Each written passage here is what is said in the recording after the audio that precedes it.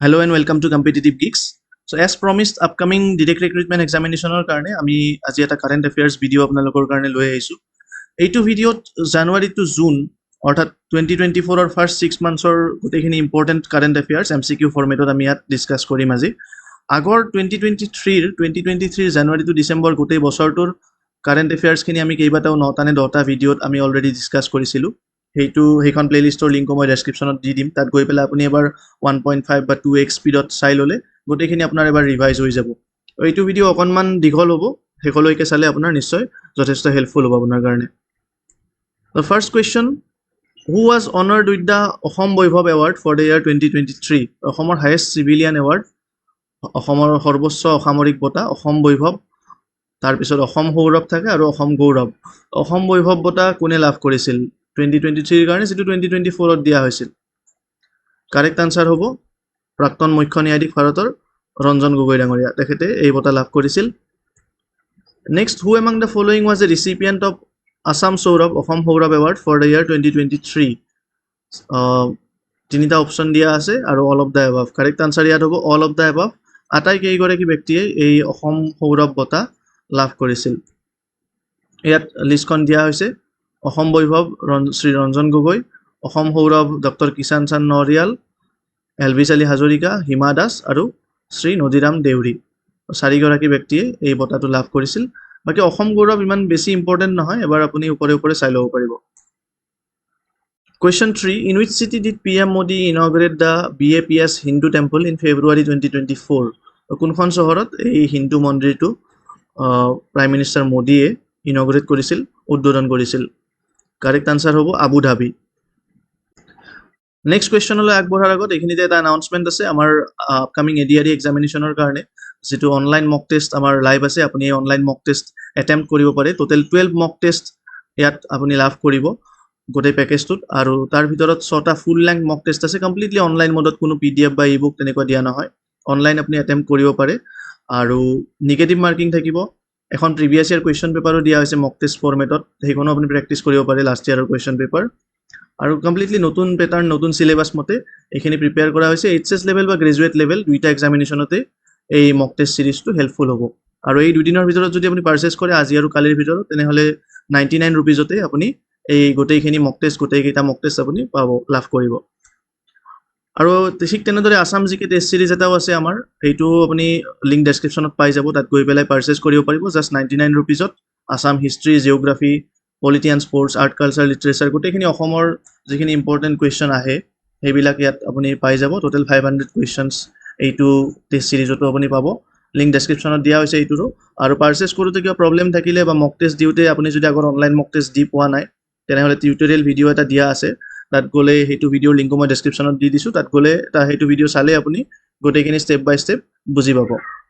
এতিয়া নেক্সট কুৱেশ্যনলৈ আগবাঢ়িছোঁ। Which movie won the 96th academy award Oscars, যিটো আমি অস্কাৰ বুলিও কওঁ, Oscar 2024 in best picture category? কোনখন মুভিয়ে বেষ্ট পিকচাৰ এৱাৰ্ড লাভ কৰিছিল, অস্কাৰ এৱাৰ্ড?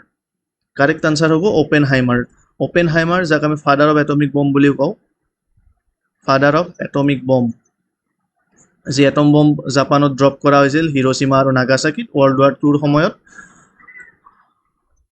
অস্কাৰ 2024ৰ এইকেইটা হ'ল উইনাৰ: বেষ্ট পিকচাৰ অপেনহাইমাৰ, তাৰপিছত বেষ্ট ডিৰেক্টৰ মানে ক্ৰিষ্টফাৰ নোলান, অপেনহাইমাৰ মুভিখনৰ কাৰণে; best actor Cillian Murphy, Oppenheimer মুভিৰ কাৰণে; আৰু best actress Emma Stone for the movie Poor Things. বাকীখিনি আপুনি ইমান ইম্পৰ্টেণ্ট নহয়, এইকেইটা মনত ৰাখিলে হ'ব। Next question number 5, which city won the award for the cleanest city under Swachh Sarvekshan Awards for the year 2023? Swachh Sarvekshan Award দিয়া হয় cleanest city, আটাইতকৈ চাফা চহৰ, আটাইতকৈ পৰিষ্কাৰ চহৰ, আৰু এই এৱাৰ্ড লাভ কৰিছিল ইন্দোৰ আৰু চুৰাট, দুইখন চিটিয়ে এই এৱাৰ্ডটো লাভ কৰিছিল, both A and B। 2023ৰ কাৰণে Indore, Surat দুইখনে। Next question number 6, which player received the Men's Player of the Year award in the FIFA Football Awards? FIFA Football Award কোনে লাভ কৰিছিল Men's Player of the Year, Best Player? Correct answer হ'ব Lionel Messi. Question 7, on which day was the Ram Mandir inaugurated in Ayodhya by PM Modi after a consecration? প্ৰাণ প্ৰতিষ্ঠা যিটো ceremony হৈছিল, প্ৰাণ প্ৰতিষ্ঠা ceremony কেতিয়া হৈছিল, কেতিয়া এই ৰাম মন্দিৰটো উদ্বোধন কৰা হৈছিল কিমান তাৰিখে কাৰেক্ট আনসাৰটো হ'ব জানুৱাৰী 22 2024 ইম্পৰ্টেণ্ট এই ডেটটো মনত ৰাখিব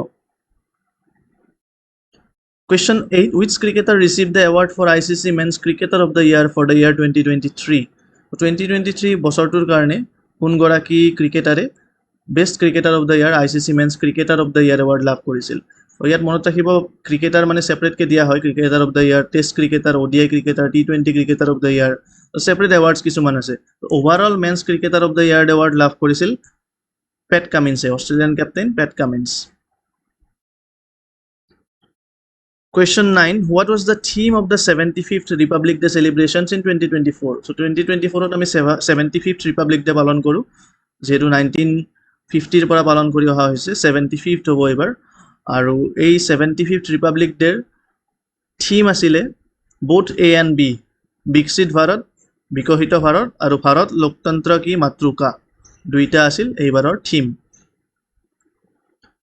Question number 10 who was the guest of honor in the Republic Day celebrations in 2024 so chief guest কোন আছিল Republic Day celebrationত এগৰাকী নেতাক চিফ গেষ্ট হিচাপে মেইনলি নিমন্ত্ৰণ কৰা হয় এইবাৰ কোন গৰাকী ব্যক্তি চিফ গেষ্ট আছিল কাৰেক্ট আনসাৰ হ'ব ইমানুৱেল মেক্ৰন সো ফ্ৰান্সৰ প্ৰাইম মিনিষ্টাৰ ইমানুৱেল মেক্ৰন আছিল এইবাৰৰ গেষ্ট অফ অনাৰ নেক্সট আপোনাৰ কাৰণে এটা কোৱেশ্চন আছে ইয়াত টোটাল 5টা কোৱেশ্চন থাকিব ভিউয়াৰ সকলৰ কাৰণে কোৱেশ্চন কেইটাৰ আনসাৰ আপুনি দি যাব ভোকেল ফৰ লোকেল ইনিচিয়েটিভ নিশ্চয় শুনিছে আপুনি vocal for local initiative was launched by which one of the following কোনে লঞ্চ কৰিছিলে ভোকেল ফৰ লোকেল ইনিচিয়েটিভটো এইটোৰ আনসাৰ কি হয় আপুনি কমেন্ট সেকশনত লিখি পেলাই জনাব কোৱেশ্চন 1 বুলি লিখি পেলাই আনসাৰ লিখিলে হ'ব অপচন 4টা আছে ministry of home affairs ministry of MSME মানে micro small and medium enterprises NITI Aayog আৰু ইউজিসি কাৰেক্ট আনসাৰ কোনটো হয় আপুনি কমেন্টত লিখি পেলাই আমাক জনাব এতিয়া আইছো question number 11 who among the following is a recipient of Padma Shri award from Assam in 2024 অসমৰ পৰা পদ্মশ্ৰী বঁটা লাভ কৰা কোন গৰাকী ব্যক্তিয়ে লাভ কৰিছে এইবাৰ কাৰেক্ট আনসাৰ হ'ব এটো all of the above Parbati Baruah Sarbeswar Basumatary Drona Bhuyan all of the above ইয়াত correct answer all of the above আমি আগত কালি নে পৰহি এটা ভিডিও আপলোড কৰিছিলো যেতিয়া অল অফ দা এবভ থাকে অপচনত তেতিয়া all of the above to correct হোৱাৰ চান্সটো প্ৰবাবিলিটিটো অকনমান বাঢ়ি যায় হেইটো ভিডিও যদি আপুনি চোৱা নাছিল চাই ল'ব এমসিকিউ কেনেকে মানে নাজানিলে আনসাৰ নাজানিলেও এমসিকিউ কেনেকে আমি প্ৰেডিক্ট কৰিব পাৰো কাৰেক্ট আনসাৰ চুজ কৰি উলিয়াব পাৰো কেইটামান ষ্ট্ৰেটেজি ডিসকাস কৰা হৈছিল এইটা ভিডিও আপুনি চাই ল'ব পাৰিব দুটা ভিডিও আছিল total Next question number 12 which of the following won the Filmfare Awards 2024 for best film so best film category কোনখন ফিল্মে best film award লাভ কৰিছিল Filmfare Awards correct answer হ'ব 12 fail Next question 13 who was recently appointed as the chairman of the 16th Finance Commission the 16th Finance Commission or chairman হিচাপে কাক নিযুক্তি দিয়া হৈছিল correct answer হ'ব Arvind Panagaria Next question number 14 which of the following Indian players recently won the men's doubles title at the Australian Open 2024 Australian Open 2024 or doubles যেটো থাকে দুজনে খেলে একেলগে এই ডাবলস টাইটেল লাভ কৰিছিল কোনে কাৰেক্ট আনসাৰ হ'ব ৰোহন বোপান্না তেখেত oldest player in tennis হিস্ট্ৰি to win A doubles title তেখেতৰ 43 এজত তেখেতে এই ডাবলস টাইটেল জিকিছে জয় হৈছে Question 15 who is not a recipient of the Bharat Ratna award in 2024 so Bharat Ratna award 2024 ত কেইবাগৰাকীও বিশিষ্ট ব্যক্তিক প্ৰদান কৰা হৈছিল দিয়া হৈছিল তেওঁলোকৰ ভিতৰত কোন গৰাকী ব্যক্তি তলত থকা অপচনত থকা ব্যক্তি গৰাকী নাই কাৰেক্ট আনসাৰ হ'ব এম ভেঙ্কয়া নাইডু তেখেতে এই ভাৰত ৰত্ন এৱাৰ্ড লাভ কৰা নাই তেখেতে পদ্ম বিভূষণ লাভ কৰিছিল L K Advani P V Narasimha Rao M S Swaminathan আটাইকেইগৰাকীয়ে ভাৰত ৰত্ন লাভ কৰিছিল আমি চাই লৈছো Karpoori Thakur former Bihar chief minister Lalkrishna Advani former deputy prime minister P V Narasimha Rao former prime minister Chaudhary Charan Singh former prime minister আৰু চিফ মিনিষ্টাৰো আছিল উত্তৰ প্ৰদেশৰ আৰু এম এছ স্বামীনাথন যাক father of green revolution in India বুলি কোৱা হয় সেউজ বিপ্লৱৰ পিতৃপুৰুষ সেউজ বিপ্লৱ তেখেতে ষ্টাৰ্ট কৰিছিল গ্ৰীণ ৰিভলিউশ্যন ইম্পৰ্টেণ্ট এই 5 গৰাকী বিশিষ্ট ব্যক্তিয়ে ভাৰত ৰত্ন বঁটা লাভ কৰিছিল Question number 16 who among the following was awarded the Gyanpith Award for the year 2023 2023 ৰ কাৰণে জ্ঞানপীঠ বঁটা কোন দুগৰাকী ব্যক্তিক দিয়া হৈছিল কাৰেক্ট আনসাৰ হ'ব both O and B. গুলজাৰে লাভ কৰিছিল উৰ্দু লেংগুৱেজত আৰু জগতগুৰু ৰাম ভদ্ৰাচাৰ্যই লাভ কৰিছিল সংস্কৃত লেংগুৱেজত। Question number 7. Which country topped as the happiest country in the world happiness report? World happiness report এটা পাবলিছ হয় প্ৰতি বছৰে। happiest country হিচাপে কোনখন দেশে ফাৰ্ষ্ট পজিশ্যন লাভ কৰিছিল? কাৰেক্ট আনসাৰ হ'ব ফিনলেণ্ড। ইয়াত কেইবাটাও পেৰামিটাৰ চোৱা হয়, আমি ডিটেইলত নাযাওঁ ইয়াত। Question 18. The Namaste scheme is a joint initiative of Ministry of Social Justice and Ministry of Housing aimed at. Namaste scheme আছে, ফুল ফৰ্মটো আপোনালোকে চাই ল'ব। এনেকুৱা স্কিমবিলাক ইম্পৰ্টেণ্ট, লাষ্ট ইয়াৰো আহিছিল এটা কুৱেশ্যন মোৰ মনত আছে। উড়ান স্কিমটোত যিটো আছে এটো কিহৰ কাৰণে হয় সুধিছিল, কি মানে এতে কি হয় সুধিছিল। এইটো আছিল উৰে দেশ কা আম নাগৰিক, আম আছিল এতে। তেনেকুৱা নমস্তে স্কিম দি পেলাই আপোনাক সুধিব পাৰে কোনটো কি হয়। মেইন স্কিমবিলাক ইম্পৰ্টেণ্ট স্কিমবিলাক আপুনি এবাৰ চাই ল'ব গোটেইখিনি গভৰ্ণমেণ্ট ৱেবছাইটত গৈ পেলাই। সেইটো আছিল চেনিটেশ্যন ৱৰ্কাৰ, যিবিলাক চাফাই কৰ্মী আছে, চাফাই কৰ্মীবিলাকৰ কাৰণে ফ'কাছ কৰি পেলাই এই স্কিমটো লঞ্চ কৰা হৈছিল। Question number 19. Which cricketer became the third bowler to reach 700 wickets in Test cricket? So Test cricketত 700 উইকেট লাভ কৰা তৃতীয়গৰাকী বলাৰ আৰু ফাৰ্ষ্ট বলাৰ বুলিও থাকিব পাৰে। ফাৰ্ষ্ট বলাৰ প্ৰথম তেখেত, বাকী ফাৰ্ষ্ট ছেকেণ্ড আছিল মুথিয়া মুৰলীধৰন আৰু ছেন ৱাৰ্ণ, আৰু থাৰ্ড টেষ্ট ক্ৰিকেটত থাৰ্ড বলাৰ যি 700 উইকেট লাভ কৰিছিল তেখেতৰ নাম হ'ল James Anderson from England. Question number 20. What was the theme of International Mother Earth Day on 22nd April 2024? So first কথাটো হ'ল Mother Earth Day, International Earth Day কেতিয়া celebrate কৰা হয়? 22nd এপ্ৰিলত। থিমটো কি আছিল এইবাৰৰ? কাৰেক্ট আনসাৰ হ'ব প্লেনেট ভাৰ্চেছ প্লাষ্টিক্স। নেক্সট আপোনাৰ কাৰণে আৰু এটা কুৱেশ্যন আছে, question number 2 for viewers. Recently, Prime Minister of India inaugurated the first oil palm processing mill under Mission Palm Oil. Mission পাম অইলৰ অধীনত প্ৰথমটো অইল পাম প্ৰচেছিং মিল এটা উদ্বোধন কৰা হৈছিল, উন্মোচন কৰা হৈছিল। কোনখন ষ্টেটত এই অইল পামটো PM মোদীয়ে উদ্বোধন কৰিছিল? কাৰেক্ট আনসাৰ কি হ'ব এইটো আপুনি কমেণ্ট ছেকশ্যনত লিখি পেলাই জনাব। নেক্সট কুৱেশ্যনলৈ আহিছোঁ, question 21. Who is the author of the recently published book Knife?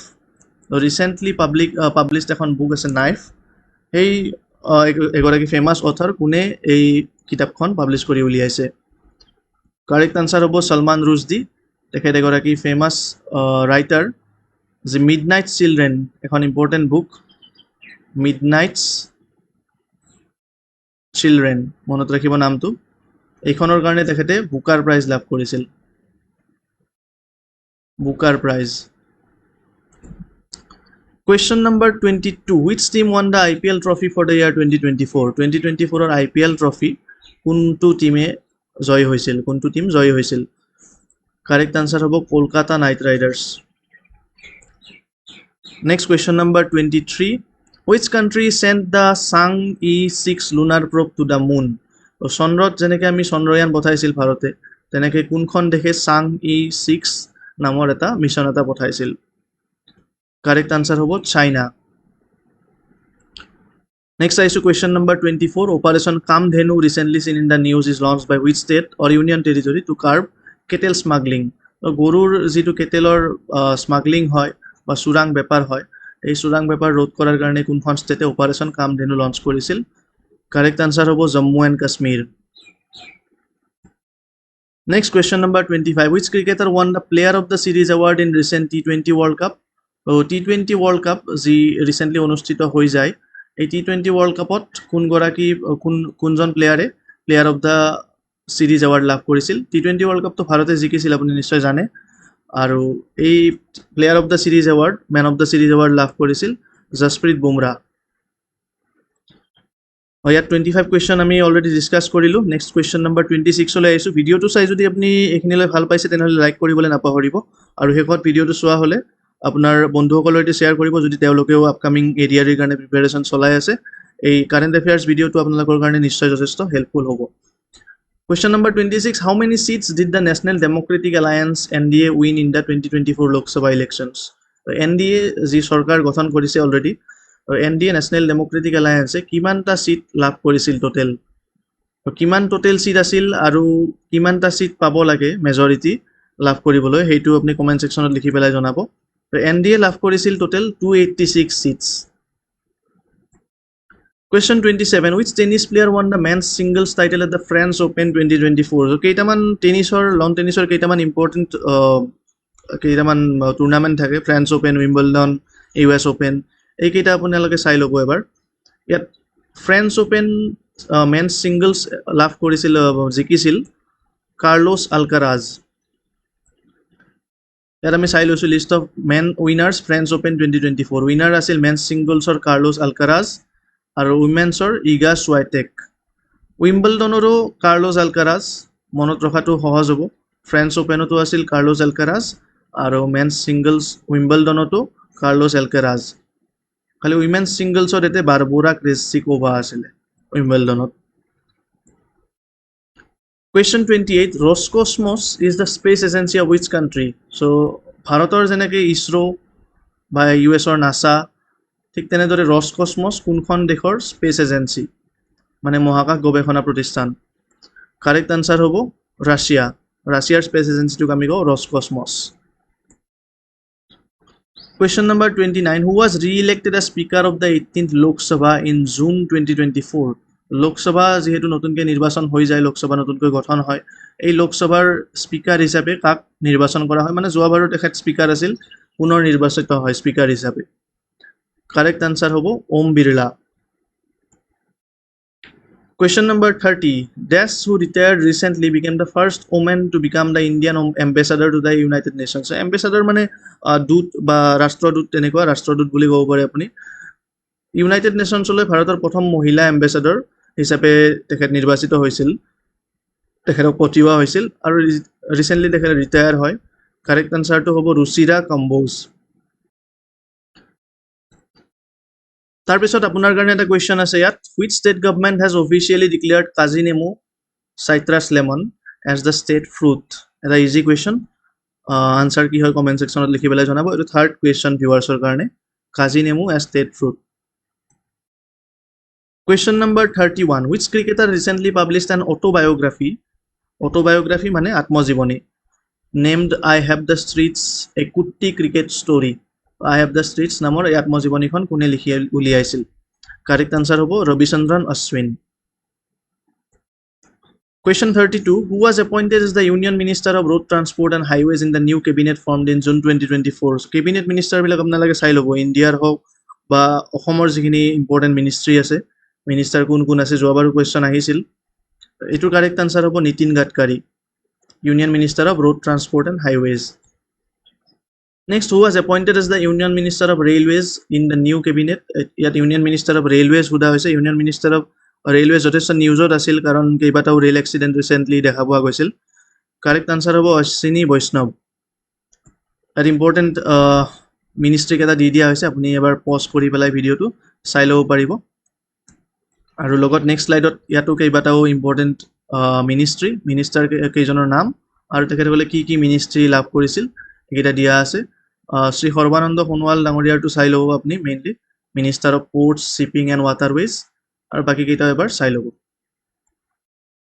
Question 34. Which of the following is India's first dark sky park? Dark sky park মানে তাত লাইট পলিউশ্যন যিটো নহয় এনেকুৱা মানে অবজাৰ্ভ কৰাৰ কাৰণে নাইট স্কাই অবজাৰ্ভ কৰাৰ কাৰণে সুবিধাজনক ডাৰ্ক স্কাই পাৰ্ক কোনখন ফাৰ্ষ্ট ডিক্লেয়াৰ কৰা হৈছিল ইণ্ডিয়াৰ কাৰেক্ট আনসাৰ হ'ব পেন্স টাইগাৰ ৰিজাৰ্ভ ইন মহাৰাষ্ট্ৰত আছে এইখন ইণ্ডিয়াৰ ফাৰ্ষ্ট আৰু এছিয়াৰ fifth dark sky park Question number 35. Where was the 9th edition of the Raisina Dialogue inaugurated? So Raisina Dialogue আপুনি নামটো শুনিলে ভাবিব পাৰে যে বেলেগ ঠাইত বেলেগ দেশত অনুষ্ঠিত হয় কিন্তু এইটো Raisina Dialogue নিউ দিল্লীত অনুষ্ঠিত হয় 9th edition ৰিচেণ্টলি হৈ যায় Question number 36. The Houthis, an armed religious and political group, is associated with which country? এইটো খুব বেছি ইম্পৰ্টেণ্ট নহয় নিউজত আছিল সেইকাৰণে ইয়াত আহিছে হাউথিজ এটা ৰিবেল গ্ৰুপ এইটো গ্ৰুপ ইয়েমেনৰ সৈতে জড়িত ইয়েমেনৰ কাণ্ট্ৰি অফ অৰিজিন হ'ল Yemen Question 37. Which article of the Constitution states that there shall be a Supreme Court of India? তো কনষ্টিটিউশ্যনৰ সংবিধানৰ কোনটো আৰ্টিকলত লিখা আছে এনেদৰে যে এখন মানে সুপ্ৰিম কোৰ্ট এষ্টাব্লিছ কৰাৰ কথা লিখা হৈছে তাত কাৰেক্ট আনচাৰটো হ'ব আৰ্টিকল 124 কিহৰ কাৰণে এইটো দিয়া হৈছে কাৰণ recently diamond jubilee celebration start হৈছে supreme কোৰ্টৰ Supreme Court of India established on January 26, 1950 আৰু আৰ্টিকল 124 এনেদৰে লিখা আছে Question number 38. Which state government has recently launched an app-based electric bike taxi service called Bayu? Bayu নামৰ এটা electric bike taxi service কোনখন state government-এ launch কৰিছিল? Correct answer হ'ব ইয়াত আসাম অসমৰ চৰকাৰে ৰাজ্য চৰকাৰে এই Bayu electric taxi service launch কৰিছিল Question number 39. Which initiative was recently launched by Prime Minister Narendra Modi to promote cleanliness at pilgrimage sites? So, Swachh Bharat Abhiyan যেনেকৈ লঞ্চ কৰা হৈছিল Swachh Bharat Abhiyan তেনেদৰে pilgrimage সাইটত যিবিলাক তীৰ্থস্থান আছে তাত cleanliness পৰিষ্কাৰ পৰিচ্ছন্নতা বজাই ৰখাৰ কাৰণে কোনটো ইনিচিয়েটিভ লঞ্চ কৰিছিল কাৰেক্ট আনসাৰ হ'ব স্বচ্ছ মন্দিৰ কেম্পেইন স্বচ্ছ ভাৰত যেনেকৈ স্বচ্ছ মন্দিৰ কেম্পেইন নৰেন্দ্ৰ মোদী ডাঙৰীয়াই লঞ্চ কৰিছিল Question number 40. Where has the Tibetan brown bear recently been sighted in India? So first time India sight kora hoise Tibetan brown bear to kunkhon state ot first dekha poa goisil correct answer hobo Sikkim Next aru eta question ase apunar karone question 4 question for viewers number 4 Who has been selected as torch bearer for the 2024 Paris Olympics? So bharator phalor pora torch bearer hisabe kak nirbachito kora hoisil Correct answer কি হয় এটো comment সেকশনত লিখি পেলাই জনাব সাইনা নেহৱাল নীৰজ চোপ্ৰা অভিনৱ বিন্দ্ৰা নে PV Sindhu Question number 41 লৈ আগবাঢ়িছো এতিয়া Where was the 42 day Mahamandal festival inaugurated The Mahamandal festival ক'ত start হৈছিল Correct answer হ'ব উত্তৰ প্ৰদেশত কেতিয়া হৈছিল এই 42 day Mahamandal festival ৰাম মন্দিৰ ইন অযোধ্যা ৰাম মন্দিৰত start হৈছিল প্ৰাণ প্ৰতিষ্ঠাৰ পিছত যেতিয়া প্ৰাণ প্ৰতিষ্ঠা হৈছিল ৰাম লাল্লাৰ এই প্ৰাণ প্ৰতিষ্ঠাৰ পিছতে এই মহামণ্ডল ফেষ্টিভেলটো ষ্টাৰ্ট হৈছিল 42 ডে ধৰি চলিছিল Question 42 Bharat 5G portal and integrated portal recently seen in the news is launched by which ministry Bharat 5G portal কোনটো মিনিষ্ট্ৰীৰ লগত জড়িত কিছুমান কোৱেশ্চন আপুনি মানে সালে বুজিব লাগিব 5G ৰ কথা কৈছে যেহেতু ইয়াত 5G portal বুলি কৈছে সো নিশ্চয় মিনিষ্ট্ৰী অফ কমিউনিকেশ্যন তাৰ পিছত PM Vishwakarma Yojana an important scheme recently seen in the news is launched by which ministry PM Vishwakarma Yojana launch কৰিছিল Ministry of MSME micro small and medium enterprises mainly artisans সকলৰ কাৰণে যিবিলাক কা পিতলৰ শিল্পী ধৰক বা বাহৰ বস্তু বনোৱা বেতৰ বস্তু বনোৱা যিবিলাক শিল্পী আছে artisans আছে তেওঁলোকৰ কাৰণে এই PM বিশ্বকৰ্মা যোজনা লঞ্চ কৰা হৈছিল Question 44. Recently, the United Nations declared which year as the International Year of Camelids. So, camelid মানে camel উটৰ কেইবাটাও স্পেচিছ আছে ইয়াৰ ভিতৰত সোমাই থাকে স্পেচিছ কেইটা বেলেগ বেলেগ International Year of Camelids হিচাপে কোনটো ইয়াৰক মানে কোনটো ইয়াৰ ডিক্লেয়াৰ কৰা হৈছিল এই প্ৰত্যেকটো ইয়াৰত ইউনাইটেড নেশ্যনছে কোনোবা এটা থিম লৈ পেলাই ইন্টাৰনেশ্যনেল ইয়াৰ হিচাপে ডিক্লেয়াৰ কৰে যেনেকৈ লাষ্ট ইয়াৰ আছিল ইন্টাৰনেশ্যনেল ইয়াৰ অফ মিলেটছ ইণ্ডিয়াৰ ইনিচিয়েটিভত এইটো লঞ্চ হৈছিল এইবাৰ ইন্টাৰনেশ্যনেল ইয়াৰ অফ কেমেলিডছ হ'ল 2024 মানে কাৰেণ্ট ইয়াৰটো ইন্টাৰনেশ্যনেল ইয়াৰ অফ কেমেলিডছ হিচাপে ইউনাইটেড নেশ্যনছে ডিক্লেয়াৰ কৰিছিল Next is question number 45 Recently who was awarded Sahitya Academy Yuva Puraskar for Assamese in 2024 Sahitya Academy Yuva Puraskar কোন গৰাকী লিখকে লাভ কৰিছিল কাৰেক্ট আনসাৰ হ'ব Nayanjyoti Sharma 46 Which country hosted the World Environment Day 2024 বিশ্ব পৰিৱেশ দিৱস 5th জুনত celebrate হয় প্ৰতি বছৰে এই বিশ্ব পৰিৱেশ দিৱসৰ মানে হোষ্ট কোন আছিল কোনখন কান্ট্ৰিয়ে হোষ্ট কৰিছিল কাৰেক্ট আনসাৰ হ'ব সৌদি আৰবিয়া এইটো ফোকাস থিমটো এবাৰ চাই ল'ব স্লোগানটো কি আছিল our land our future we are generation restoration আৰু mainly land restoration desertification drought resilience এইবোৰ টপিকৰ ওপৰত এইবোৰত ফোকাস কৰি পেলাই এই ওয়ার্ল্ড এনভায়রনমেন্ট ডে সেলিব্রেট করা হয়েছিল kingdom of Saudi Arabia Question 47 What was the theme of International Yoga Day 2024 So International Yoga Day কেতিয়া observe করা হয় এইটো হল 21st June Day of Summer Solstice in Northern Hemisphere মানে northern হেমিস্ফিয়াৰত যেতিয়া দিনটো আটাইতকৈ দীঘল হয় সেইটো 21 জুনত হয় এই 21 জুনতেই আমি ইণ্টাৰনেশ্যনেল য়োগা ডে অবজাৰ্ভ কৰোঁ এইবাৰৰ থিম কি আছিল yoga for self and society option A correct answer yoga for self and society Question 48. Which country recently won 38th Sultan Azlan Shah Trophy? So, Sultan Azlan Shah Trophy কোনটো খেলৰ সৈতে জড়িত এইটো এটা কুৱেশ্যন হ'ব পাৰে হকিৰ সৈতে জড়িত হকিৰ এটা ট্ৰফি হকি খেলৰ আৰু 30th এডিশ্যনটো ৰিচেণ্টলি জয়ী হৈছিল Japan Question 49. Which two countries recently carried out the 7th edition of the joint military exercise Shakti? শক্তি মিলিটাৰী এক্সাৰচাইজটো কোন দুখন দেশৰ মাজত হৈছিল এইবিলাক মনত ৰাখিব লাগিব আপুনি কেইবাটাও আছে ইম্পৰ্টেণ্ট নেক্সট স্লাইডত চাই লওঁ আমি এইটোৰ কাৰেক্ট আনসাৰ হ'ব ইণ্ডিয়া এণ্ড ফ্ৰান্স ভাৰত আৰু ফ্ৰান্সৰ মাজত এই অপাৰেশ্যন শক্তি অনুষ্ঠিত হৈ যায় ইয়াত মই এক্সাৰচাইজবিলাক দি দিছোঁ দেশৰ লগত কোনখন মানে ইণ্ডিয়া আৰু অষ্ট্ৰেলিয়াৰটো অস্ত্ৰহীন বা ইণ্ডিয়া আৰু বাংলাদেশৰ এক্সাৰচাইজ সম্প্ৰীতি এনেকৈ আছে আপুনি পজ কৰিব ভিডিঅ'টো আৰু গোটেইকেইটা এবাৰ চাই যাব Next, question number 50, last question to Aisu. Union Minister Sarbananda Sonowal laid the foundation stone of the second Ayurvedic College of Assam at. So, Homor Prothomkhon Ayurvedic College Guwahati ase apni nishoy jane. Second Ayurvedic College or foundation stone ক'ত lay kora hoisil, ক'ত start kora hoise, second Ayurvedic College or nirman. Correct answer hobo Dudhnoi in Goalpara district. আৰু শেষত আকৌ এটা question আছে আপোনাৰ কাৰণে recently which 5 countries officially joined the BRICS group?